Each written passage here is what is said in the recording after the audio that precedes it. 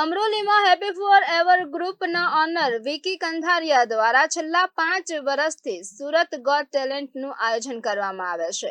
કે જેમાં સિંગિંગ અને ડાન્સિંગ જેવી કોમ્પિટિશન કરવામાં આવે છે કે જેમાં ઓડિશન અને ફાઇનલ રાઉન્ડ યોજવામાં આવે છે કે જેનો મુખ્ય ઉદ્દેશ્ય લોકોમાં રહેલ ટેલેન્ટ બહાર આવી શકે તેમજ તેઓને એક સ્ટેજ મળી રહે તે હેતુથી કરવામાં આવે છે।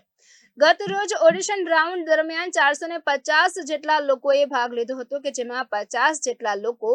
ફાઇનલ રાઉન્ડમાં સિલેક્ટ થયા છે કે જેનું શાનદાર પરફોર્મન્સ 22 ઓગસ્ટના રોજ the royal palace banquet hall DD sports ગ્રાઉન્ડની સામે વરિયાવ છાપરા ભાઠા રોડ અમરોલી ખાતે